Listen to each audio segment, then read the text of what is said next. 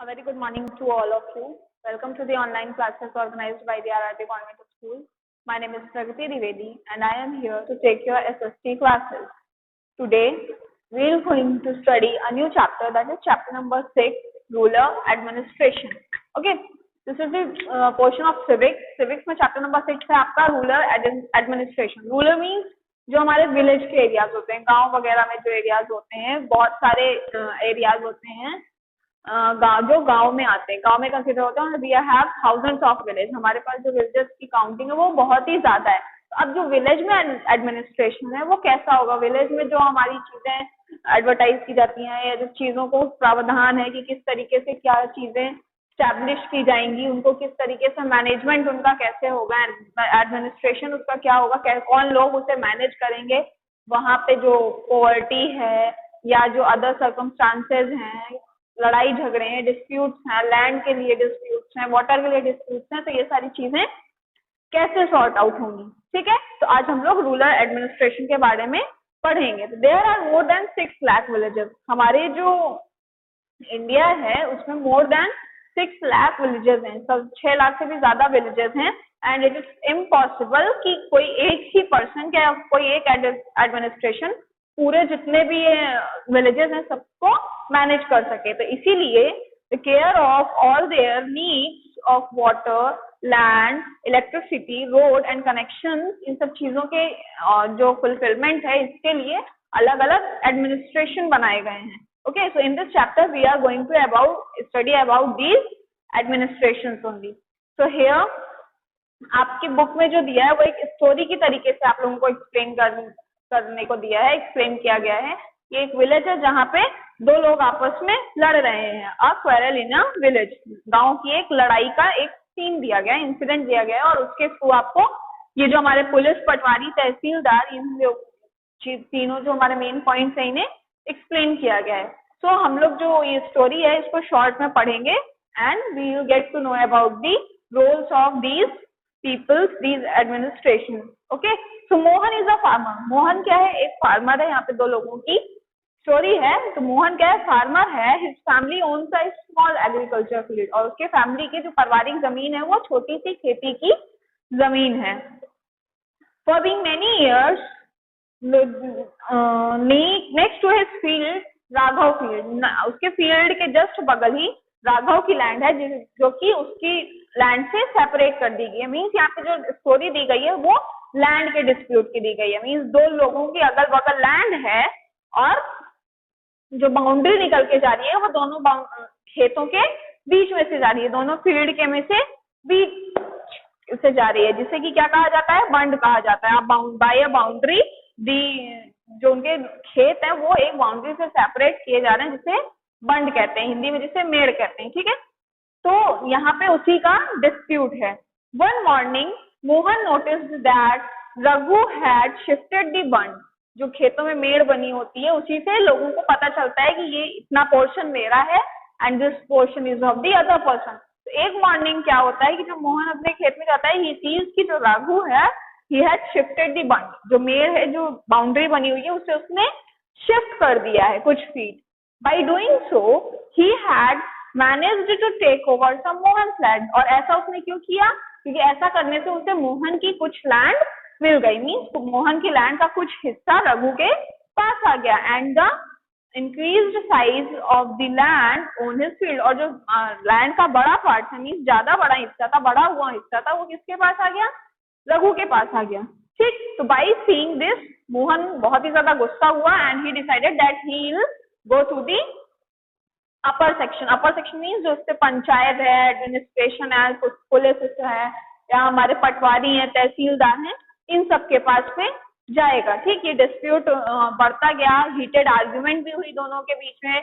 जो रघु है वो कह रहा है कि नहीं, मैंने ऐसा कुछ नहीं किया, मेरी लैंड इतनी थी. And Mohan is saying that no, you have shifted the bund, that's why my land has got decrease. इस वजह से मेरी जो लैंड है उसकी जो एरिया है वो कम हो गया, घट गया.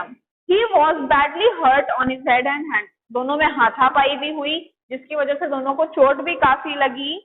He was given first aid by neighbours, और जो मोहन और रघु इन दोनों को चोट लगी तो उन लोगों को, जो अगल बगल के लोग थे, उन्होंने फर्स्ट एड किया, बाकी सारी चीजें की और उन्हें शांत कराया गया, लोगों ने मिलकर उन्हें शांत कराया। Others were doubtful if this was a good idea because they felt they would waste a lot of money and nothing else. जब कुछ लोगों ने, उनके फ्रेंड जो थे, उन्होंने बोला कि आप विलेज के पोस्ट ऑफिस में जाइए या विलेज के जो भी अदर एडमिनिस्ट्रेशन है वहां पे जाके अपना मैटर सॉर्ट आउट करिए, ऐसे लड़ने झगड़ने से कोई भी मैटर सॉर्ट आउट नहीं होगा। तो जो बाकी के लोगों थे वो डाउट में आ गए। डाउट में आ गए मीन्स उन्हें संदेह हो गया कि क्या ये आइडिया वर्क करेगा। अगर आइडिया वर्क किया देन वेल एंड गुड, और अगर ये आइडिया वर्क नहीं करेगा तो इसमें बहुत सारा पैसा लगेगा, क्योंकि अगर हम पुलिस स्टेशन जाएंगे या पोस्ट ऑफिस जाएंगे या किसी के भी पास जाएंगे तो वहां पे पैसे खर्च होंगे ना। So that's why people were doubtful. जो villagers थे उनको डाउट था। Okay. After much discussion, it was decided that Mohan would go to the police station along with the neighbors. After बहुत सारे discussion के बाद में decide हुआ कि मोहन कहाँ जाएगा? Police station. So now we'll study about the police and the police station. जो हमारा फर्स्ट टॉपिक है वो क्या है? पुलिस और पुलिस स्टेशन, जो हमारे रूरल एडमिनिस्ट्रेशन का फर्स्ट पार्ट है। ठीक है। तो अब पुलिस का रोल क्या होता है and why police station is necessary.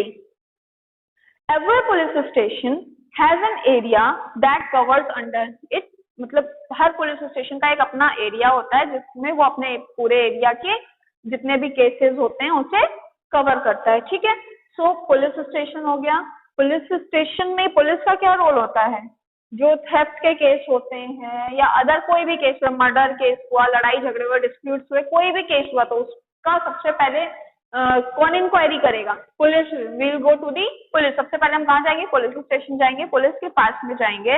It is the responsibility of the police to investigate, inquire and take actions on the cases with in its area. Police station के एरिया में जितने भी cases आते हैं, ठीक, मान लीजिए एक विलेज है, वहां पे उसका अपना थाना है, जैसे आपने सुना होगा जॉर्ज टाउन थाना, या हर एक एक जगह पे अपना अपना थाना होता है, अपने अपने एरिया का एक क्या होता है? पुलिस स्टेशन होता है। तो सेम एज यहाँ पे भी इसकी विलेज में भी एक पुलिस स्टेशन है, सभी लोग वहां पे जाते हैं। पुलिस स्टेशन में पुलिस होते हैं and the responsibility of the police is to inquire, means जो भी मैटर है उसकी इंक्वायरी करे, जांच करे, इन्वेस्टिगेशन करे, जांच करे, पूछताछ। इंक्वायरी करना मीन्स पूछताछ करना, इन्वेस्टिगेशन करना मीन्स उसकी जांच करना। पूछताछ तो हो गई, जो अगल बगल के लोग हैं, जो विटनेस हैं, उनसे पूछताछ होगी। इन्वेस्टिगेशन होगा, उस मैटर पे इन्वेस्टिगेशन होगा कि क्या ये मैटर सही है, क्या ऐसा हुआ था, या इस पे जो दोनों पक्ष हैं, जो दोनों कमोडिटीज हैं जो लड़ रही हैं आपस में, उनके बीच में जो चीजें हैं वो कितनी सच है और कितनी झूठ है, इस पे इन्वेस्टिगेशन करना। And after that take actions on the cases, और उसके बाद जो भी केसेस हैं, ठीक, जो सही है उसके साथ में खड़े रहना, उस एक्शन लेना कि yes this is the right thing and this must have to be done, और ऐसा होना चाहिए। और जो पुलिस है वो पूरे वर्ल्ड का ठेका लेके नहीं ले सकती है। ठीक है। इट्स बस वो उनका जितना एरिया आता है, उनके एरिया में जो भी डिस्प्यूट्स या जो भी थेफ्ट, रॉबरी, मर्डर और what ever cases, accidental cases, जितने भी केस होंगे वो सारे हैंडल करती है। Okay. The work at the police station when they reach the police station, तो जब वो लोग, जो मोहन और बाकी लोग थे, वो लोग पुलिस स्टेशन पहुंचे, Mohan went to the person in charge, जो इंचार्ज, चौकी का इंचार्ज होता है, पुलिस स्टेशन का इंचार्ज था, उसके पास में गया and told him what had happened, और उन्हें बताया कि क्या चीजें हुई थी। He also said that he wanted to give the complain in writing, और उसने ये भी बोला कि वो जो कंप्लेन है वो रिटन कंप्लेन फाइल करना चाहता, means he have wanted to file a complain. और तो जब कंप्लेन कोई फाइल होती है तो फिर उसकी पूरी की पूरी इन्वेस्टिगेशन होती है। एक तो होता है जस्ट एफआईआर करना, ठीक है, जिसमें हमने कॉल करके एफआईआर कर दी। एक होता है रिटन कंप्लेन देना, मीन्स कंप्लेन फाइल करना। तो मोहन ने बोला that he will file the complain. Okay. So everybody bothered that why to waste the money, तो बाकी लोग जो उसके साथ में गए थे वो लोग थोड़ा बॉदर, परेशान हुए कि why he is wasting this much of money. Okay. The minor complaints and would then investigating them, everybody suggested that he, कि जो मोहन है वो एक छोटी सी कंप्लेन कर दे और फिर उस पर इन्वेस्टिगेशन हो जाएगा। उसे क्या मतलब है कि रिटन में कंप्लेन दे और फिर उस पर इतनी बड़ी इन्वेस्टिगेशन हो, बहुत सारे पैसे खर्च हों. Then Mohan showed him his inquiries, but the SHO did not believe him. Mohan ने अपनी inquiries दिखाई, but जो इंचार्ज था चौकी का, he haven't believed him. उसने उस पे believe नहीं हुआ. Mohan was puzzled and did not know what to do. Mohan बहुत ज्यादा परेशान हो गया था and he did not know what to do. Then he was not sure why his complaint was not being taken. और मोहन को समझ में नहीं आ रहा था कि उसकी जो कंप्लेन है वो एक्सेप्ट क्यों नहीं की जा रही, उसे रिकॉर्ड क्यों नहीं किया जा रहा है. They urged strongly that Mohan had beaten up in front of them and they had not recused him, he would have been injured very seriously. तो जो लोग थे बाकी वो भी बोलते हैं कि जो मोहन है वो बहुत बुरी तरीके से पीटा गया है एंड उन सब लोगों ने ये चीज देखी है, और अगर उन लोगों ने जो अदर पार्टी से उन्हें नहीं रोका होता तो वो बहुत बुरी तरह से इंजर्ड होता. But then after that, after listening all the things, all the inquiries and all the actions, जो ऑफिसर थे उन्होंने बिलीव किया and he got ready for recording the complaint. तो उन्होंने फिर कंप्लेंट को क्या किया, रिकॉर्ड किया. So this is how the police and the police station work. Means अगर कोई डिस्प्यूट है तो first of all you have to go to the police. आपको सबसे पहले पुलिस के पास जाना होगा and you have to convince them. आपको पुलिस में जो भी इंचार्ज है या ऑफिसर्स है उन्हें कन्विंस करना होगा, बिकॉज कोई सिर्फ इस बात पे that you have gone and you are doing the complaint, they will not believe at you. So you have to give the witnesses also that yes this thing has been happened, and then they will inquire, investigate and take actions upon your cases. Okay, so now maintenance of the land records. Who used to do these things? Means जो हमारे land records हैं उनका maintenance कौन करता है? So Patwari. Our second option, Patwari is the person or the Patwari is the administration under whom all these land records are kept. ठीक है? So what is the basic thing of patwari? Measuring land and keeping land record is the main work of patwari. Measuring land को measure करना और उस land का record रखना, ये पटवारी का सबसे मेन काम होता है. It is the main work of the patwari कि उनके पास किसी भी लैंड की, मीन्स जितने भी उनके एरिया में उनके जो भी एरिया है, जो भी तहसील है, उसमें जो भी विलेजेस के या एग्रीकल्चरल लैंड है या कैसी भी लैंड है, लैंड आ रही है तो उसका प्रॉपर रिकॉर्ड विथ मेजरिंग उनके पास में होना चाहिए. The Patwari is known by different names in different villages. जो पटवारी हैं वो अलग अलग नाम से अलग अलग जगहों पे जाने जाते हैं, अलग अलग स्टेट्स में उन्हें अलग अलग नाम से जाना जाता है. In some villages such as officers like lekhpal, कहीं पे लेखपाल बोला जाता है. इन अदर्स कानूनगो, कहीं पे उन्हें कानूनगो बोला जाता है. और कारम चार्ट और विलेज ऑफिसर. ठीक, मतलब इस तरीके के बहुत सारे नाम से डिफरेंट स्टेट्स में डिफरेंट नाम से पटवारी को जाना जाता है. कानूनगो हो गए, विलेज ऑफिसर्स हो गए, लेखपाल हो गए. सो दीज ये नाम अलग अलग है but the role of them are same. इनका रोल क्या है? That collecting the land revenue and providing information to the government about the crops grown in the area. Means इनका काम है कि जो land है उसको properly measure करना, उसके records रखना, साथ ही साथ जो land revenues हैं उसका collection, जो land के taxes हैं, revenues हैं, उनका collection का record रखना, उनको maintain करके रखना, organize करना properly, and after that providing information. और गवर्नमेंट को ये इन्फॉर्मेशन भी प्रोवाइड करते हैं कि जो गवर्नमेंट की लैंड है, ठीक, जो लैंड गवर्नमेंट की है उस पे कौन कौन से क्रॉप उगाए जा रहे हैं, crops grown in the land, कौन से क्रॉप किस लैंड पे हैं, किस लैंड पे कौन से क्रॉप क्यों बोए गए हैं, कितने अमाउंट में है, कितनी दूरी पे हैं, ये सारी चीजों का रिकॉर्ड पटवारी रखते हैं. Okay, the map and the corresponding details from the regular on the next page are a small part of the records kept by the patwari. तो अब जो आपको पता होगा खतौनी निकलती है या खसरा, आपके बुक में पेज नंबर 52 पे एक मैप दिया हुआ है जहाँ पे ये चीजें दी गई है कि जो पटवारी के पास मैप्स होते हैं, लैंड मैप्स होते हैं, वो किस तरीके के होते हैं और उस पे रिकॉर्ड्स कैसे मेंटेन होते हैं. और ऐसे रिकॉर्ड्स हर लैंड के होते हैं, ये नहीं कि कोई एक प्रॉपर जगह या प्रॉपर प्लेस या प्रॉपर एक लैंड की, या जो सब गवर्नमेंट की लैंड है उसी का हो, या जो बड़े लोग हैं उनके हो, या जिनके पास ज्यादा लैंड है उनका हो. नो, ये जितनी भी लैंड अब प्रेजेंट है सबका क्या कहते हैं, एक तो लैंड मैप रखा होता है जिसमें रिकॉर्ड भी पूरा मेंशन होता है, उसमें सारी चीजें मेंशन्ड होती हैं। The Patwari usually has ways of measuring agriculture field. जो पटवारी होते हैं उनके पास बहुत सारे वेज होते हैं एग्रीकल्चर फील्ड को मेजर करने का। In some places a long chain is used. कुछ प्लेसेस में क्या होता है, लंबी लंबी चेन का वो लोग यूज करते हैं लैंड को मेजर करने के लिए। And in some places they use other things instance of patwari. Okay, तो बाकी कहीं पे लंबी लंबी चेन यूज होती है, कहीं पे वो लोग लंबी स्टिक्स रखे होते हैं या फीता रखे होते हैं, जिससे मतलब उनका अपना अपना अलग अलग माप होता है जिसके थ्रू वो लोग लैंड को मेजर करते हैं। Okay, now this is the role of patwari, and one thing more that patwari is also responsible for organizing the collection of land revenue. That I have already told you कि जो पटवारी है वो land revenue के collection के लिए भी available होता है। मीन्स इनको बाकी चीजों का रिकॉर्ड तो रखना होता है कि लैंड कितनी है, कहाँ पे है और वो किसके नाम पे है। ठीक, ये सारी चीजों का तो रिकॉर्ड रखते ही रखते हैं, साथ में they also have to keep the record of the collection of land revenue. Land revenue कितना कलेक्ट हुआ है, कितना बचा है, या किसका कितने टाइम का कितना हो गया है, इन सारी चीजों का रिकॉर्ड भी वो ऑर्गेनाइज एंड सिस्टमैटिक मैनर में रखते हैं। And they also give the information about the crop grown in the area.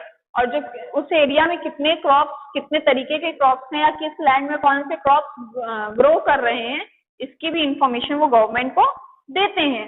Farmers may change crops grown on their field or someone may dig a well somewhere. Farmers के पास ये भी right होता है कि वो भाई क्रॉप्स है, एक बार उन्होंने किसी और चीज की खेती की, next time they will show any other crop. तो इस वजह से फार्मर्स जैसे क्रॉप चेंज करते हैं या जो डिग वेल है कुआं बना देते हैं कहीं पे या कुछ और कर देते हैं, तो ये पटवारी इन सब चीजों का रेगुलर अपडेट देते हैं। एंड किसको देते हैं रेगुलर अपडेट? गवर्नमेंट को। गवर्नमेंट के पास ये सारी चीजें एक होती हैं। That's why government use to appoint patwari so that they can make the record and keep it for the future references. Okay, now we'll study about the tehsildar. अब तहसीलदार क्या होते हैं? All the states in India are divided into district. आप सबको पता होगा कि हमारे इंडिया में 29 स्टेट्स हैं और जितने भी स्टेट्स हैं वो डिस्ट्रिक्ट में डिवाइड है। ठीक, जैसे हमारा इलाहाबाद है जिसे हम लोग प्रयागराज कहते हैं, तो ये भी स्मॉलेस्ट ऑफ डिस्ट्रिक्ट में अलग अलग डिस्ट्रिक्ट में डिवाइडेड है ना। जैसे हम लोग उत्तर प्रदेश में रहते हैं, उत्तर प्रदेश हमारा स्टेट है एंड प्रयागराज हमारा एक प्रयागराज क्या है, ये एक डिस्ट्रिक्ट है। लखनऊ है, कानपुर है, अदर जितने भी फतेहपुर का कौशाम्बी, ये सब क्या है हमारे अलग अलग डिस्ट्रिक्ट हैं। तो हमारा जो स्टेट है वो डिफरेंट डिफरेंट डिस्ट्रिक्ट में divided है। तो same thing here also has been said that all the states in India are divided into districts. For example, I have already told you, and managing these districts, अब इन ये जो district है इनको manage करने के लिए किसकी जरूरत पड़ती है? तहसीलदार की। तहसील होते हैं। ठीक, अब डिस्ट्रिक्ट के अंदर भी सब डिविजन होता है। Sub division of district is known as tehsil. और इस तहसील में जो भी इंसान या जो भी पर्सन इस तहसील को रूल करता है और यू कैन से कि सारी चीजों को मैनेज करता है, ही इज नोन एज तहसीलदार। ठीक, तहसील क्या होती है? If anyone will ask you that what is tehsil, so you will say that the sub division of district means district का जो छोटा छोटा डिवीजन होता है, छोटे छोटे पार्ट में डिस्ट्रिक्ट के एरियाज डिवाइड होते हैं, those areas are known as tehsil. और तहसील किसके अंडर में आती है? तहसील में जो इंसान वर्क करता है, सारी चीजों को मेंटेनेंस करता है, जो एडमिनिस्ट्रेशन को पूरे मेंटेन करता है, मैनेजमेंट करता है पूरा, that person is known as tehsildar. These subdivisions of districts are known as tehsil. The subdivision of districts are known as tehsil and they are known by different names such as tehsil और तालुका। और इसे तहसील के साथ साथ तालुका नाम से भी जाना जाता है। Okay, at the head is the district collector. और तहसील के हेड पे कौन होता है? डिस्ट्रिक्ट कलेक्टर होता है। Who use to the head of the tehsil, जो तहसील का हेड होता है उसे हम डिस्ट्रिक्ट कलेक्टर कहते हैं। ठीक, डिस्ट्रिक्ट कलेक्टर होता है और डिस्ट्रिक्ट कलेक्टर के नीचे ही हमारा क्या आता है? तहसीलदार आते हैं, जिन्हें हम एक नाम और से भी जाने जाते हैं रेवेन्यू ऑफिसर। रेवेन्यू ऑफिसर्स और तहसीलदार, ठीक, तो हमारे जो फर्स्टली को तहसील में सबसे पहले हमारे जो अपर पोर्शन में आते हैं वो कौन आते हैं, ऑफिसर आते हैं, डिस्ट्रिक्ट कलेक्टर जो हो गए हमारे, ठीक। And second one who comes under district collector के अंदर जो आते हैं वो तहसीलदार या रेवेन्यू ऑफिसर होते हैं, who used to collect the revenues। तो इनका काम क्या होता है, the role of the तहसीलदार और the revenue officer is to hear the disputes, जो भी disputes हैं, जो भी लड़ाई झगड़े हैं उनको सुनना इनका काम है, ठीक है। And also supervise the work of the patwaris, और ये जो पटवारी के काम होते हैं, मीन्स जो पटवारी वर्क कर रहे हैं, रिकॉर्ड्स हैं वो प्रॉपरली मैनेज कर रहे हैं कि नहीं कर रहे हैं, लैंड में अगर कुछ चेंजेस आए हैं तो उसको मेंटेन कर रहे हैं या नहीं कर रहे हैं, इन सारी चीजों को वो सुपरवाइज करते हैं, मीन्स रीचेक करते हैं that all the work of patwaris are going on well और नॉट, काम ठीक से हो रहा है या नहीं हो रहा है, या जो रिकॉर्ड का मेंटेनेंस है वो प्रॉपर है या नहीं है, ये जो रेवेन्यू कलेक्ट हो रहा है वो सही से कलेक्ट हो रहा है या नहीं हो रहा है, जितना प्रॉपर अमाउंट में होना चाहिए वही हो रहा है, या लोगों से एक्स्ट्रा पैसे वसूले जा रहे हैं, या उनके जितना लेना चाहिए उससे कम लिए जा रहे हैं। So these all things are being supervised by the tehsildar, okay. And what next, they make sure that the farmer can obtain their record copy of the record, और ये भी मेक श्योर करते हैं, ये भी ध्यान रखते हैं कि जो फार्मर्स हैं उनकी जो लैंड है उसकी रिकॉर्ड की एक कॉपी उनके पास में भी अवेलेबल हो, ठीक है। कभी कभी क्या होता है, आप पटवारी के पास जाएंगे so they will not give you the record, वो बोल देते हैं अरे यू कैन गो, इसके लिए पैसा लगेगा या इसके लिए ये लगेगा, इतना पैसा जमा करिए तब आपको रिकॉर्ड की कॉपी मिलेगी। So these all are things used to be happen, ठीक। लेकिन जो अगर आप तहसीलदार के पास जाएंगे तो ही विल मेक श्योर कि आपको अपने लैंड की एक कॉपी मिले, okay. The tehsildar's office is where land disputes are also recorded, और तहसीलदार के ऑफिस एक ऐसी जगह है जहाँ पे जमीन जायदाद के भी जो झगड़े हैं, विवाद हैं वो भी सुने जाते हैं मीन्स उन पे भी गौर किया जाता है और उसको भी कंसीडर किया जाता है, okay. So this was all about the three main administration, that is the police station, Patwari and the तहसीलदार, ठीक। तहसील हो गई, पटवारी हो गई, पुलिस कहाँ पे होती है, पुलिस स्टेशन में। पटवारी जो हमारे लैंड के रिकॉर्ड्स को मेंटेन करते हैं। तहसील हमारी जो सब डिवीजन होती है डिस्ट्रिक्ट की, that is known as tehsil, जिसके अंदर में दो लोग होते हैं, the upper person is known as the district collector and the lower person जो कि नीचे होते हैं डिस्ट्रिक्ट कलेक्टर के, उन्हें हम क्या कहते हैं, तहसीलदार या तो फिर रेवेन्यू ऑफिसर, ठीक। And these are the role of the police, patwari and tehsildar. The police used to inquire and investigate and take action on the cases with in its area. जो पुलिस का रोल होता है वो क्या होता है, that they have to inquire the things. अगर उनके पास तक कोई कंप्लेंट पहुंची है and it's written complaint that they have anybody has filed the complaint, then they have to inquire that matter, investigate that matter and also take action on that matter।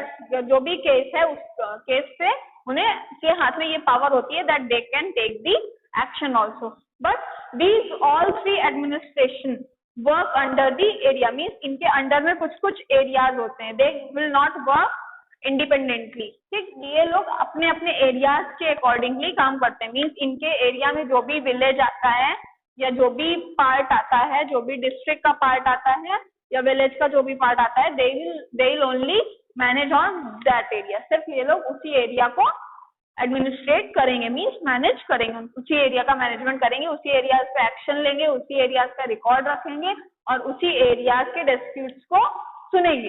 अगर आप सोचो कि आप अदर स्टेट के हो और आप यहाँ की स्टेट में आके सोचो कि आप अपने काम कर लो, so it will not be possible, they will hear you, ये लोग आपको सुनेंगे but they can't help you anyhow, ये किसी भी तरह से आपकी हेल्प नहीं कर पाएंगे। क्यों? क्योंकि जो आपका एडमिनिस्ट्रेशन होगा वो आपके एरिया में होगा and they will help you out according to your condition, okay। Now we'll study the new law for women। एक न्यू लॉ आया है वुमेन्स के लिए। In this law, the Hindu Succession Amendment Act, HSAA, Hindu Succession Amendment Act है, ये हमारा 2008-2005 में आया था, जिसका सबसे ज्यादा जो Succession Amendment Act 2005 में ये आया था, this law is against the things. जैसे क्या होता था कि पहले के टाइम पे होता था कि वुमेन्स जो होती थी वो भी फील्ड में वर्क करती थी, अपना 100% देती थी, but they don't get any property on that. ठीक, उन्हें कोई भी हिस्सा प्रॉपर्टी में नहीं मिलता था। सो अगर किसी मैन के नाम पे या किसी मतलब एल्डर पर्सन के नाम पे जमीन है और वो मर जाता था, तो उस जमीन का जो पार्ट होता था वो किसमें डिवाइड होता था, उसके सन मींस बेटों के बीच में डिवाइड हो जाता था। So that's why government has drawn a scheme, or you can say a law for women, that daughters and son both have equal right to get the property। ठीक, daughters और जो son means बेटे बेटियां जो भी हैं सारे कोई भी इस लॉ अपने पिता की जमीन में हक ले सकता है। The law was changed in the new law. The son, daughters and their mothers can get an equal share in the land. The same law will apply to all the states and union territories of the country। ठीक, क्या होता था still recently in some areas, अभी तक क्या होता था कि in some states Hindu women जो हुआ करती थी उन्हें कोई भी प्रॉपर्टी में हिस्सा नहीं मिलता था। They don't used to get any agricultural land or property land in their welfare। ठीक, बट क्या होता था कि death of the leader, family का जो लीडर होता था उनकी डेथ के बाद उनकी जो भी प्रॉपर्टी हुआ करती थी वो उनके बेटों में बांट दी जाती थी।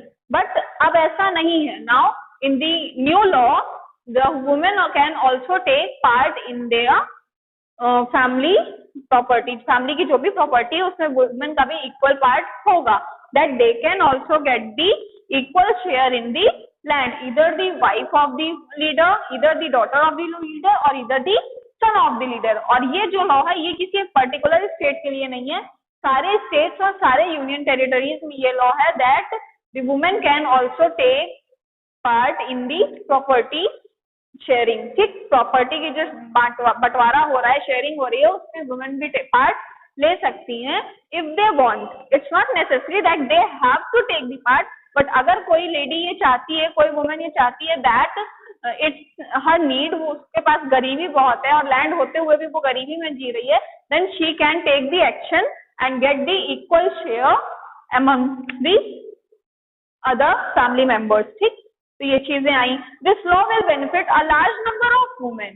और इस लॉ से किसका फायदा हो रहा है? This law is directly for the women। इससे सिर्फ वुमेन का फायदा हो रहा है। दैट दी पहले के टाइम पे क्या होता था, जैसे मान लीजिए कोई लड़की है, ठीक है, उसके पिताजी के पास में बहुत सारी लैंड है, ठीक है, और उसकी शादी हो गई, शादी के बाद उसके हस्बैंड की डेथ हो जाती है, हस्बैंड के पास भी बहुत लैंड है। तो कहने का मतलब तो क्या है कि father is also a good person जिसके पास में बहुत सारी लैंड है, अच्छा खाने पीने को है, हस्बैंड के पास में भी सब कुछ है था, but suddenly his husband die. अब हस्बैंड के मरने के बाद क्या होता है कि उस हस्बैंड की जो लैंड होगी, हस्बैंड के नाम पे जो भी लैंड होगी वो उसके भाई या तो फिर बच्चों के पास चली जाएगी, और अगर फादर है तो उनकी जो लैंड है वो उनके बेटों के पास में चली जाएगी। तो बेसिकली देखा जाए कि जो हमारी गर्ल थी, जो वुमेन थी, उसके पास तो कुछ भी नहीं बच रहा है।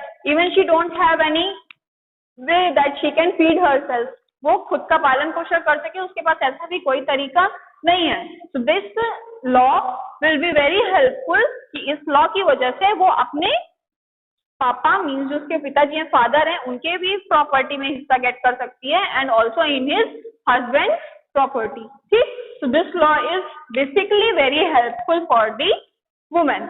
So I hope now that you have understood this chapter very well। Well, I have explained you all the administrations which work under the rural administration। rural administration के अंदर जो भी मैनेजमेंट जो भी चीजें आती थी, police, Patwari, tehsildar, and the new law which has been arised by the government for the women, I have also told you about that। So I hope that you have understood this chapter now। Go through this chapter with the story given about Mohan and Raghav, so you will easily able to know the chapter and understand the chapter more well। So I am stopping this over here only and we'll meet in our next class। Till then, thank you all।